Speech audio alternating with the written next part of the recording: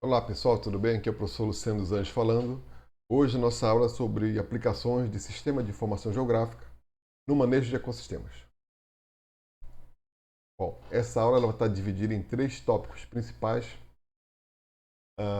dentre eles uma parte mais introdutória e conceitual, onde a gente vai falar sobre o sistema de informação geográfica, o conceito e seus principais componentes. A gente vai também tratar no tópico 2 sobre as aplicações práticas desse sistema de informação geográfica como ferramenta para analisar e avaliar e propor então soluções no sentido de manejo dos ecossistemas. E por último, nós também vamos avaliar, fazer algum apanhado assim, relacionado a projeções, a perspectivas para o futuro da utilização de sistema de informação geográfica. Dentro desse segundo tópico aqui de aplicações de SIGs, né, a gente vou dar uma ênfase especial sobre a região de Carajás, onde nós já temos vários produtos, várias análises que nós conduzimos com os alunos, né, com os discentes, no modo presencial, ao longo desses anos que eu ministrei essa disciplina. Bom, então, o que é um sistema de informação geográfica?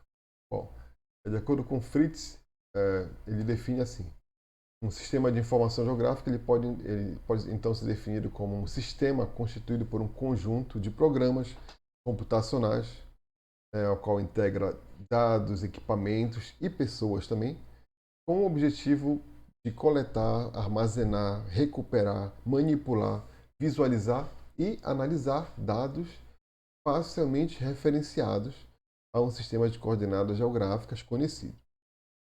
Então, basicamente, a gente tem vários problemas ambientais, vários problemas socioambientais, vários problemas na ordem da ecologia de paisagem, do manejo de ecossistemas, de bacias hidrográficas, que a gente pode tratar, usar essa abordagem ou essa forma de avaliar um problema com essa maneira espacialmente explícita. Na verdade, a grande parte dos fenômenos naturais, se a gente for parar para pensar, ele tem ou pode ser usada essa abordagem espacializada, né? Porque a maioria dos fenômenos tem estrutura espacial, tem padrão espacial. Então, com os avanços tecnológicos das últimas décadas, né, o aumento da nossa capacidade computacional, computação na nuvem, a criação do GPS, o lançamento de satélites, tudo isso está, de certa forma, vem facilitando a nossa vida, né? E vem também promovendo esse avanço relacionado a essa abordagem mais espacialmente explícita dos problemas. E vocês vão ver que a gente pode utilizar o sistema de informação geográfica de diversas maneiras diferentes, com diversas abordagens diferentes. Vou tentar aqui mostrar para vocês. Vocês vão ver que é um tema bem interessante e pode ser muito útil para a formação de vocês. Bom, quais são os componentes básicos de um SIG? O primeiro é o hardware, né? Hardware nada mais é do que o nosso material físico mesmo, né? Do que a gente vai utilizar de equipamento para fazer as análises, né? Isso pode incluir o computador, pode incluir um tablet, pode incluir o celular, pode incluir o GPS, pode incluir o radar. A gente tem diversas formas de definir o hardware, né? Que estão relacionados com o sistema de informação geográfica. E de fato, ele é um componente, no caso, é o componente físico onde são feitas as análises, o processamento dos dados e até a coleta também dos dados. Além do hardware, a gente tem os softwares. Os softwares são os programas, basicamente, os módulos e os sistemas que são utilizados então para criar, editar, usar todas aquelas funções dentro de um sistema de informação geográfico, né? E os softwares mais amplamente conhecidos, né, são o ArcGIS, que é um programa pago fornecido pela Esri, né? E também tem iniciativa como parecida com software livre, no caso o QuantumGIS, que é bem interessante também, o QGIS. E são os sistemas de informação geográfica mais consagrados e têm assim, alcançado expressivos avanços tecnológicos nas últimas décadas, principalmente. Em algumas, por exemplo, existem plataformas utilizadas para fornecer dados geoespaciais, por exemplo, relacionado ao navegador da web, vocês vão ver que eles dispõem atualmente de uma grande. A gente vai ter uma aula só sobre isso, na verdade, de uma ampla quantidade e qualidade de dados georreferenciados, dados derivados do geoprocessamento, né? Podem ser úteis, então, para a gente avaliar e manipular e analisar os nossos dados espaciais. Além do hardware, software, nós temos também os dados, né? A gente precisa dados, eles são coletados. Os dados podem ser, em seguida, podem ser definidos, na verdade, como um registro de informação resultante de uma investigação acerca de um espaço geográfico. E vocês vão ver que eles podem ser coletados de diferentes maneiras, com diferentes instrumentos também, né? E tudo isso pode ser espacializado, né? Os dados utilizados em um SIG estão sempre associados às coordenadas geográficas, né, que é muito importante, e podem ser classificados em dois tipos básicos e principais. São o formato raster, né, que são as matrizes, são os dados como uma imagem de satélite, por exemplo, que é um dado matricial no formato raster, ou pode ser classificado então como um vetor.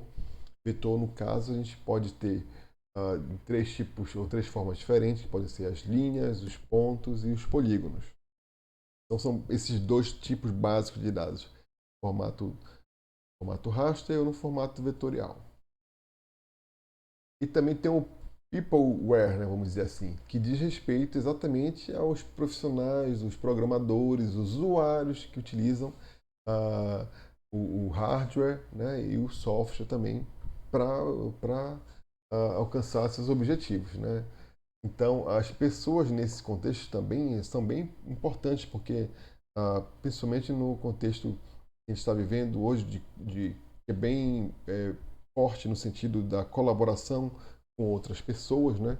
E isso tem se tornado cada vez mais importante, essa interação interpessoal, né? Entre usuários, entre profissionais da área, programadores e por aí vai.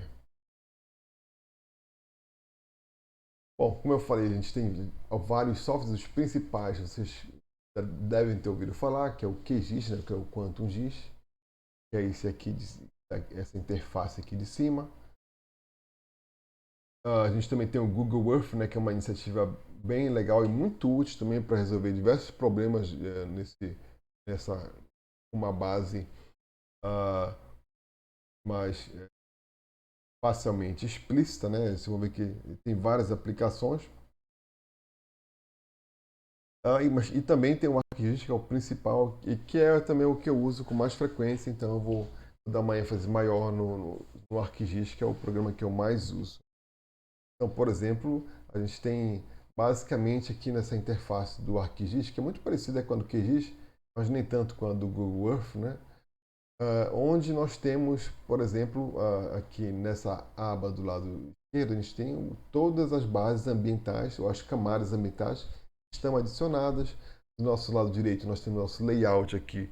Aqui nesse caso, eu estava montando uma figura para fazer um trabalho, e a gente tem as barras de ferramentas que com diversas ferramentas que a gente então ao longo do tempo vai adquirindo habilidade, vai praticando e vai aprendendo a usar cada ferramenta. Mas são inúmeras ferramentas de todo tipo que vocês possam imaginar, né? Tanto para visualizar os dados, quanto para fazer análise espacial, quanto para fazer operações matriciais e por aí vai. Tem uma infinidade de possibilidades dentro do ArcGIS. Bom, então, levando em conta esse apanhado e essa definição do conceito, do que é um SIG, como é que ele está estruturado em termos de componentes, a gente vai então, eu vou pegar aqui alguns exemplos de aplicações desses sistemas na abordagem do manejo de ecossistemas, né? Notem que a gente pode usar SIG para diversos problemas da espécie humana, do ser humano, como eu falei. Por exemplo, epidemiologia é uma abordagem possível, saúde pública, conservação, que seja no sentido de conservação dos recursos naturais, uh, sei lá, definição de obra em infraestrutura, por exemplo, tudo a gente pode, de alguma forma, pensar em espacializar esses dados, né? Então os SIGs têm abre essas inúmeras possibilidades de utilização. Aqui, em particular, a gente vai dar uma ênfase no manejo de ecossistemas naturais, né? Que você vai ver que é bem interessante. Bom, a gente começa primeiro com essa abordagem aqui, um artigo bem interessante, que nós, professores da UFRA e de Paraupebas, publicamos nessa revista bem legal, que é a Journal for Nature Conservation. O professor Marcos Rodrigues liderou esse artigo aqui, é com uma espécie bem conhecida, né, que é a flor de Carajás, o Moi cavalcante, onde a gente, nesse artigo, a gente cria um modelo geoespacial, geoestatístico relacionado à abundância dessa espécie, né? Isso nas áreas de canga da flora de Carajás. E o meu papel nesse trabalho foi construir um modelo de predição de perda de hábitat para essa espécie, né? Já que ela é uma espécie endêmica, geograficamente restrita, a gente tem como predizer qual era o tamanho inicial da distribuição dela, né? Já que a gente consegue recuperar até 34, 35 anos do histórico dessa região, que, para nossa felicidade, é coincidente com o período que iniciou o processo de exploração do minério de ferro em Carajás. A gente consegue, então, ter uma estimativa de qual seria o tamanho populacional ou qual seria a área disponível para Ipomor, isso lá em 1985, por exemplo. Né? E a gente vai fazendo a projeção desse modelo construído, né, de distribuição, vai projetando esse modelo ao longo do tempo, ao longo que vai sendo, que vai ocorrendo a mineração, que vai ocorrendo a incrementação, o incremento da mineração dessa região. A espécie endêmica e símbolo da nossa região de Paraupebas, ela vai se tornando vai perdendo cada vez mais o seu montante de hábitat, tornando ela cada vez mais vulnerável à extinção dela, né, como um todo, né, já que ela é uma espécie endêmica, à extinção global dessa espécie. E para isso a gente construiu uns modelinhos espacialmente explícitos, né, que é um caso do lado direito aqui, onde a gente consegue acompanhar onde estão presentes os remanescentes de canga, né, que são as áreas onde eles têm o minério de ferro, e onde exatamente a espécie tem por preferência utilizar, né, para consolidar suas populações. E a gente pode acompanhar a perda desse hábitat, né, que é raro nesse contexto aqui, a perda desse hábitat ao longo do tempo, né, e mostrando que anteriormente a gente tinha uma área bem significativa aqui do lado, você acompanhar desse gráfico do lado esquerdo aqui, tinha uma área de ocupação em torno de 3.500 hectares inicialmente, lá no início da década, e essa área foi diminuindo gradativamente ao passar do tempo, à medida que foi também aumentando a área, a expansão da área minerada.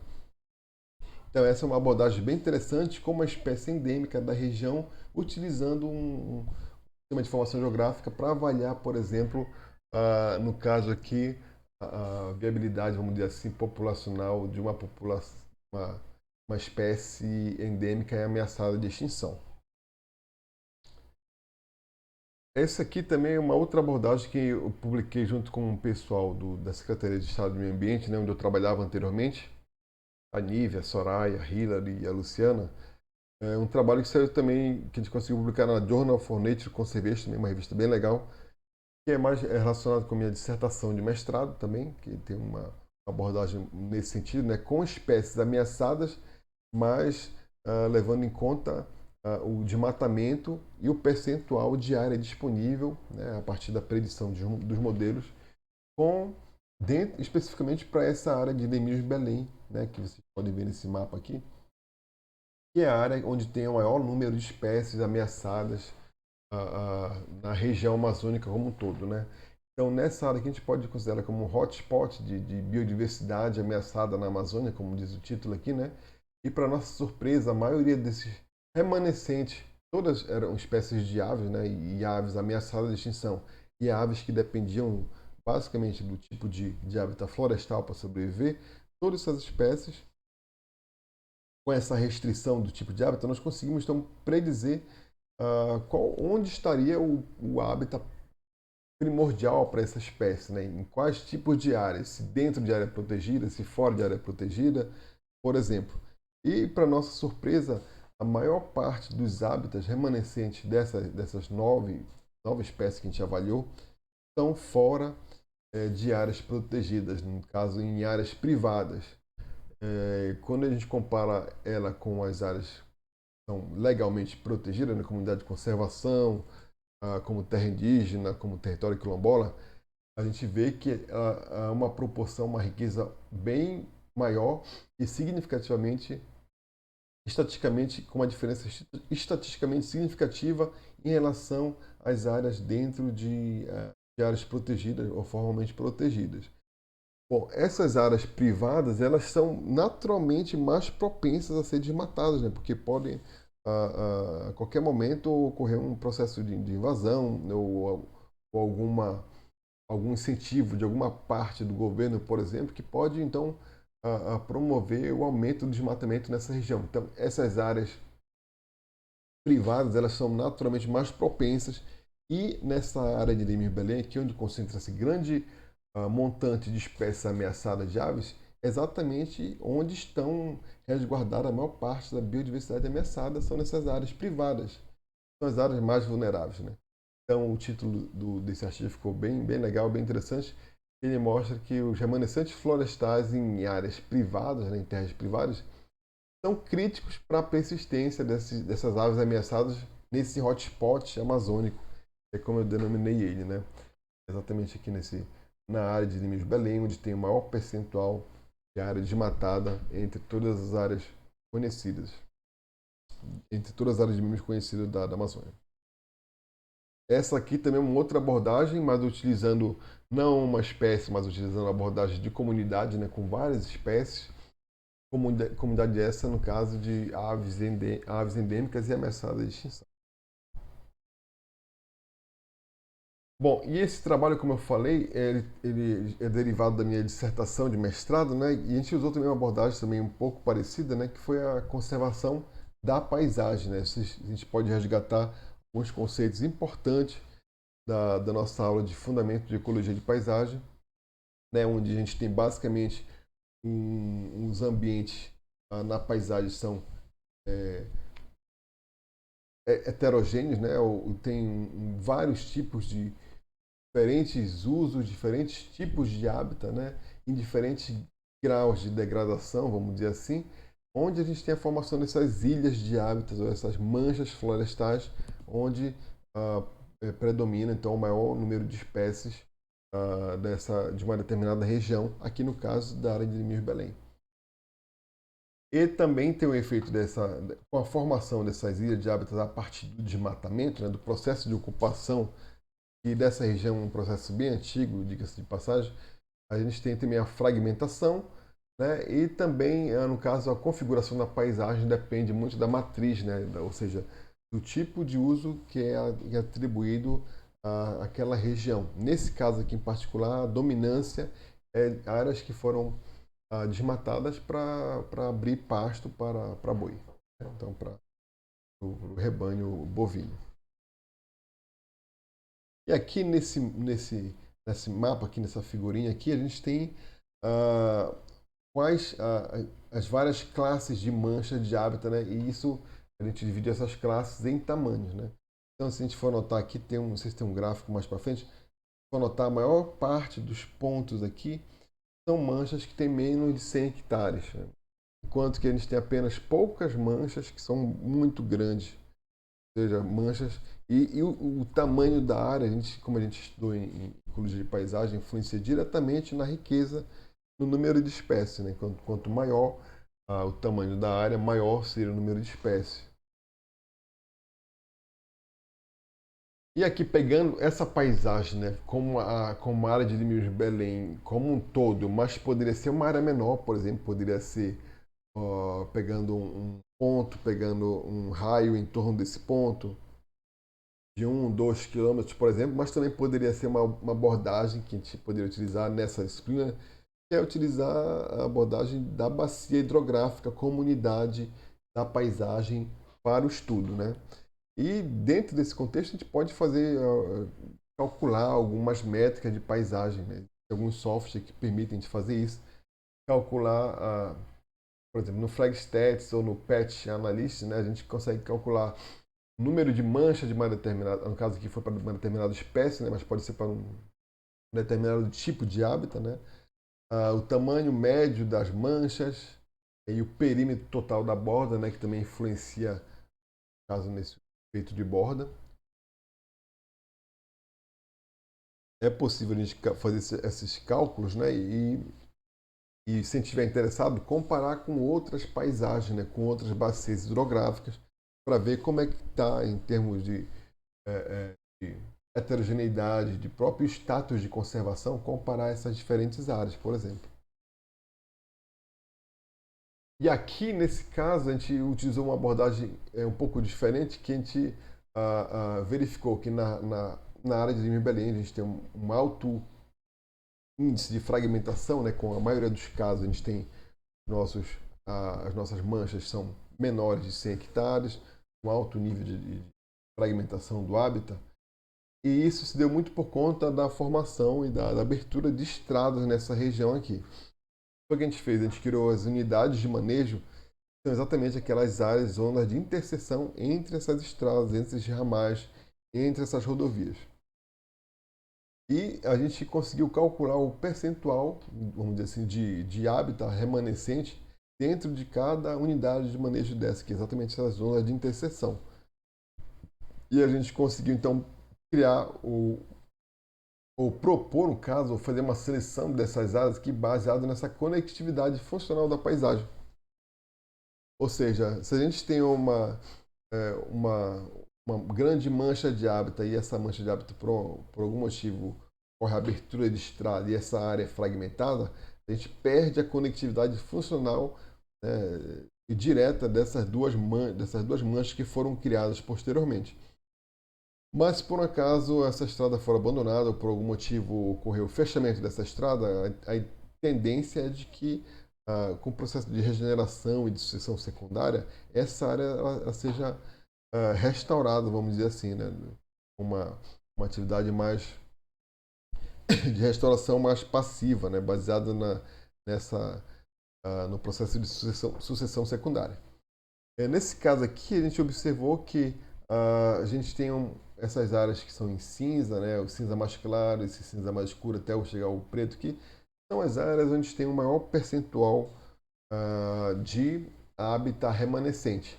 Então, essas áreas deveriam ser prioritárias para formar então esses corredores e permitir então essa conectividade funcional da paisagem, então permitindo que as manchas se conectem, né, e essa biodiversidade das manchas, né, de plantas, de animais, então possam se conectar e trocar permitir o fluxo gênico entre essas populações e de repente aumentar o tamanho populacional para que não sucumbam então à extinção por conta desses processos, né, de fragmentação e de perda de hábitat. Bom, uma outra abordagem que a gente utilizou também mais recentemente, isso aqui é um artigo, uma análise que a gente fez, um artigo que a gente está submetendo à revista de agroecossistema da UFPA, que é a gente tratar basicamente dessa dinâmica ao longo dos mais de 30 anos de dados que são derivados do MAP Biomas, né? A dinâmica da cobertura florestal e também dos diferentes tipos de uso de solo, né? Basicamente aqui a pastagem, a agricultura e mineração, para o estado do Pará, né? E ver se a gente encontrou uma correlação bem forte entre a cobertura florestal e também a área de pastagem, né? E também a área de agricultura, mostrando que esses elementos estão, esses tipos de uso estão intrinsecamente ligados, né, no estado do Pará aqui em particular. É uma abordagem bem legal que a gente está utilizando, está fazendo então com alguns alunos, no caso o Gabriel e a Clívia, da Engenharia Florestal. Essa aqui é uma abordagem também bem legal, interessante, iniciativa do próprio Gabriel, né, meu aluno terminou o curso recentemente, utilizando dados também do MAP Biomas, né, que é uma iniciativa bem legal e interessante, que disponibiliza esses dados para a gente de uso dinâmica do uso da terra. Ele fez isso aqui para Parauapebas, né? Pegando esse histórico desde 85, 86 até o ano de 2017, se não me engano, onde é possível avaliar o processo histórico do desmatamento na região do Carajás, né? Desse lado direito aqui, principalmente onde está a zona urbana, a zona onde a gente tem uma densidade populacional maior do município de Parauapebas, né? Que é a área exatamente onde a gente tem uma maior taxa de desmatamento ao longo dessa longa série histórica.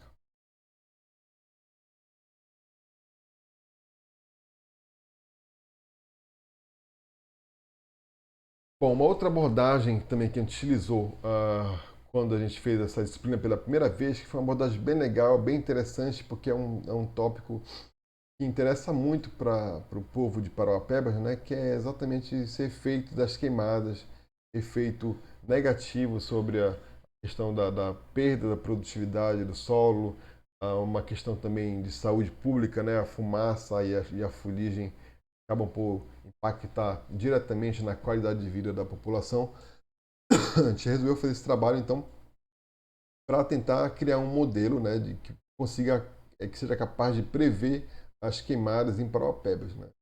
Então, utilizando aqui os diferentes desse lado direito, os diferentes, cada cruzinha dessa aqui é um ponto de queimada ao longo dos últimos, se não me engano, 4, 5 anos que a gente levantou aqui.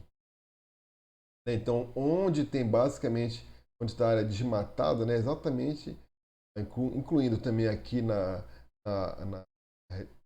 terra indígena dos Xicrins, né, onde teve um número expressivo de aumento do desmatamento, é onde a gente vai também ter uma maior frequência desses focos de calor de queimada. Né? Para a gente predizer o fogo, o que a gente utilizou? A gente utilizou algumas variáveis, como a temperatura média do período mais seco, né? A precipitação no mês mais seco, a, a quantidade ou a direção do vento, que também influencia, né, nesses aspectos do espalhamento do fogo. Né? Criamos então esse modelinho que foi capaz de prever, é um modelinho que está do lado esquerdo aqui, onde a gente é capaz de prever, utilizando aqui um algoritmo de máxima entropia, onde há a maior probabilidade de haver queimadas, né, em Parauapebas. Né? E notem que basicamente onde a gente não tem desmatamento, né, basicamente onde tem floresta, é onde a gente tem a menor probabilidade de haver incêndios florestais ou queimadas, né, muito por conta da manutenção dessa condição microclimática, né, de alta umidade debaixo do dossel da floresta, né, é onde a floresta atua promovendo esse serviço ecossistêmico de reter a água no solo, de reter a água mais próximo do solo e servir como um manancial. Então, um total de focos de queimadas nesses 5 anos que a gente fez o levantamento, né, está até um pouco desatualizado, mas foram quase 7 mil focos de queimadas nos últimos 5 anos no município de Parauapebas, dentro da área pública, né, que a gente chama, fora, no caso das áreas protegidas, né, de terra indígena ou unidade de conservação, foram 2.217 focos, e dentro da área privada foram 4.609 focos. Isso, com o aumento, o resultado que influenciou bastante aqui, foi esse aumento expressivo, né, da quantidade de queimadas na terra indígena do Chiquinho do Cateté. Que eu vou ver mais para frente que tem mais um trabalho relacionado a reserva a terra indígena do Xicrim, que é um resultado também bem interessante. Uma abordagem que a gente utilizou também nessa disciplina, né, com a turma, não me engano, foi 2018, essa disciplina, né, a gente calculou o déficit de área de preservação permanente em Parauapebas. Para subbacia do Igarapé e Ilha do Coco, basicamente. Né? A gente conseguiu delimitar a bacia, que é uma atividade que a gente vai fazer, inclusive, né? Espero que a gente faça, mesmo que de forma virtual, mas vou gravar uma aula para a gente delimitar automaticamente uma bacia hidrográfica. Uma abordagem bem legal, isso com ArcGIS. Né? E a gente conseguiu, então, calcular qual é o déficit de área de preservação permanente na região ou na zona urbana do município de Paraupebas, né? Isso utilizando basicamente uma base de dados que a gente tem da rede hidrográfica, basicamente, e também do dados do Map Bioma de uso da terra, né, de vegetação, onde a gente conseguiu calcular, né, levando em conta, fazendo uma padronização, né, da margem do rio até 30, 60, 100 metros, a gente calculou então a quantidade de floresta que existia na margem desse rio. E a gente conseguiu chegar num número bem expressivo de que 75% dos rios dessa bacia, dessa subbacia da zona urbana de Paraupebas, não tem área de preservação permanente. Então a gente tem esse déficit bem significativo de área de preservação permanente em Paraupebas, na zona urbana de Paraupebas, né? Esse aqui é o outro exemplo que eu falei da terra indígena do Chiquinho do Cateté, que é um trabalho realizado com a turma já em 2019, né, que é exatamente fazer, é, quantificar essa correlação que existe entre o desmatamento, né, observando aquele padrão lá anterior, que eu achei muito curioso, né, eu falei, bora fazer um trabalho onde será que existe essa correlação entre a área desmatada e o número de queimados? A gente observou que sim, né, dentro da terra indígena dos Xicrins, a gente tem aqui os anos das queimadas, né, de acordo com a cor da bolinha aqui. E aqui a gente tem a correlação entre 2014, 2015, 2016, até chegar em 2017, que é um valor absurdo de área desmatada, né, de quase 40 mil hectares e números de queimadas de quase 3 mil mais de 3.700. É isso, chegou até 2018, né? A gente poderia fazer, dar uma sequência nesse dado aqui. Esse trabalho aqui, quem foi o primeiro autor, acho que foi a Vitória Caroline, né? Aquela uma aluna da Floresta, que eu estou orientando, inclusive, o TCC dela, né? E a partir desse trabalho aqui, surgiu a ideia dela fazer o TCC, né? E uma abordagem também bem interessante, com fogo, mas utilizando a infraestrutura da Vale nessa região de Carajás, na verdade, a infraestrutura da Vale no estado do Pará, se eu não me engano. Um trabalho bem legal, bem interessante, que é derivado de uma abordagem que a gente utilizou dentro de sala de aula, tá? Então, todos esses resultados que eu estou mostrando para vocês aqui são abordagens que a gente foram surgindo a partir das nossas aulas práticas, né? Aulas onde a gente fez vários experimentos e esses resultados foram surgindo e foram nascendo assim. Bem interessante. Uma outra abordagem bem legal que eu trago para vocês aqui era para a gente então calcular ou para verificar essa relação, a correlação da degradação de nascentes, né, dentro da nossa subbacia do Igarapé e do Coco, em Parauapebas, e em função da densidade populacional. Né? A gente, então, primeiro a gente teve que identificar onde estão presentes potencialmente as nascentes dessa bacia, né? E a partir disso nós então coletamos os dados de densidade populacional desses pontos, dessas nascentes. A gente verificou que em 75% das nascentes do município de Parauapebas, né, estão degradadas. Ou seja, qual foi o critério que a gente definiu para ser degradado ou não degradado? Né? Onde, no raio de 50 metros, né, dessa nascente, a gente tinha um percentual de cobertura vegetal inferior a 50%. Isso era um indício de que a gente tinha degradação florestal de nascente, né? E isso está relacionado também com a densidade populacional, mas também com a atividade, com o uso da terra, primordialmente feito para pecuária na região da zona rural, dentro dessa subbacia aqui. É um outro resultado bem legal, bem interessante que surgiu derivado das nossas análises em sala de aula. Uma outra abordagem também que foi bem legal, bem interessante, que rendeu uns frutos bem legais, assim, inclusive, eu acho que todos esses trabalhos aqui a gente conseguiu levar ou para simpósios, ou para seminários, ou para eventos, né, de maneira geral, que foram publicados como apresentações orais, então como pôster nesses eventos. A gente calculou então o risco de inundação em Paraopebas, que é um outro problema socioambiental grave aí nessa região, né? Inclusive está sendo tá sendo tentada a minimização dos efeitos desse risco da inundação, né? Com esse PROSAP, né? Que esse projeto grande está acontecendo em Paraopebas nesse momento. Né? E onde a gente mostra nesse resultado básico aqui quais são as áreas que são mais vulneráveis à inundação em Paraopebas. E para isso é bem direto mesmo. A gente utilizou 3 variáveis básicas. Primeiro foi a distância do rio. A gente assumiu que quanto mais próximo de um corpo d'água, de corpo hídrico, maior o risco de inundação. Segundo, em relação a se tem ou não cobertura vegetal original, a gente assume que em locais onde a gente são áreas desmatadas, são áreas fortemente urbanizadas, a gente tem uma propensão maior à inundação. E por último, a gente utilizou a quantidade de chuvas, né, o volume de precipitação daquela região.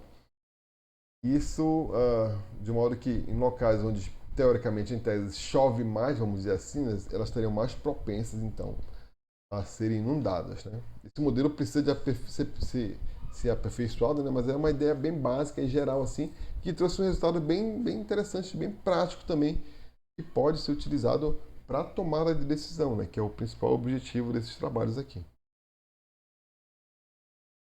E também a gente calculou o risco de erosão hídrica em Paraopebas. Para isso a gente levou em conta já também, além da quantidade de chuva, né, o volume de precipitação, a gente levou em conta também a questão da declividade do terreno e se tinha ou não cobertura vegetal original, né? Então, esses 3 fatores a gente conseguiu mapear quais são os locais que são mais vulneráveis a ocorrer desmoronamento, erosão, por conta dessa combinação de fatores, né? Chuva mais intensa, a declividade do terreno, né? E a presença ou não de cobertura vegetal original.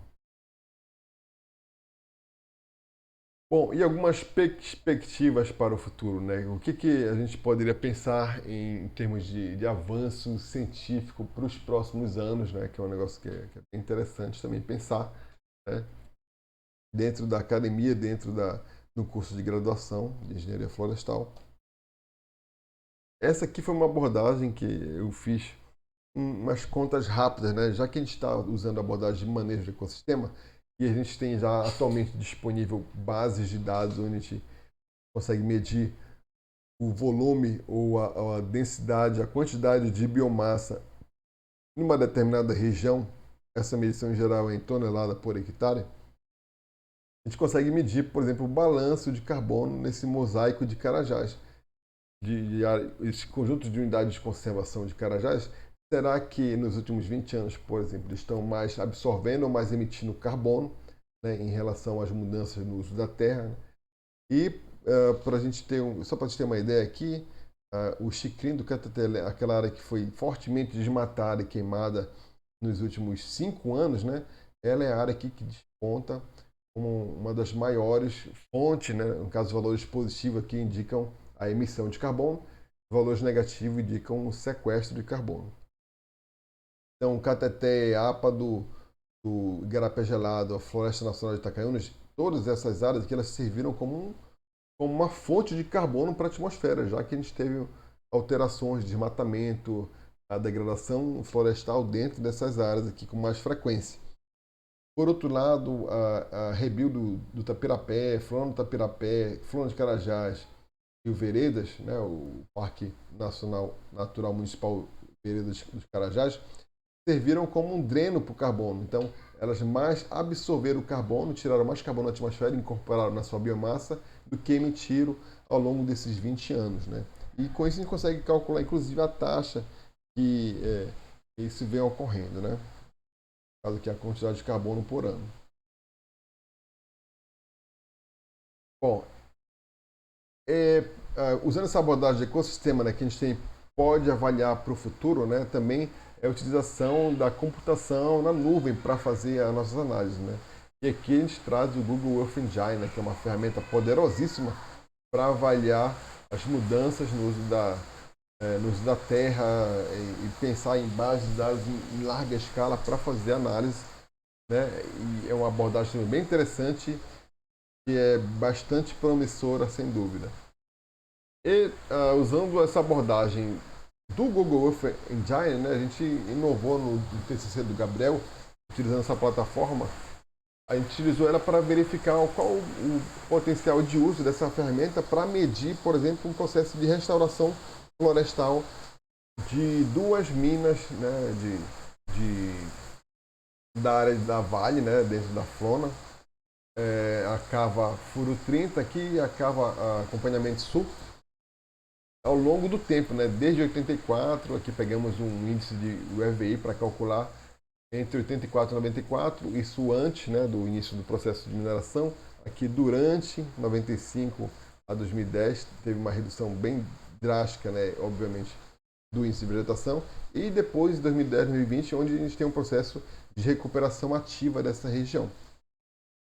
A gente pode comparar os períodos, né, antes, durante e depois, e aqui também a gente comparou ao longo do tempo, né, essa variabilidade que existiu. Basicamente, a gente tem um nível alto antes do processo de mineração, né? Alta produtividade do ecossistema florestal. Essa produtividade ela despenca com o tempo, né? A partir do início, chega próximo de zero, mas depois ela começa a se recuperar com o processo de restauração florestal ativa, né? Então, esse aqui é um resultado bem interessante utilizando essa nova abordagem, né, da computação em nuvem e alta capacidade de processamento de dados para resolver um problema que aparentemente não teria como se medir em campo, por exemplo, né? Então, os SIG eles têm essa potencialidade muito forte, né, de ampliar bastante nossa possibilidade e a nossa visão sobre um determinado problema que a gente imagina que seja mais amplo, né? E esses dados aqui vão ser submetidos a uma revista bem interessante e, se der tudo certo, a gente vai conseguir publicar esses dados. Ok, pessoal, queria agradecer. Muito obrigado pela atenção. A gente se encontra na próxima semana. Abraço.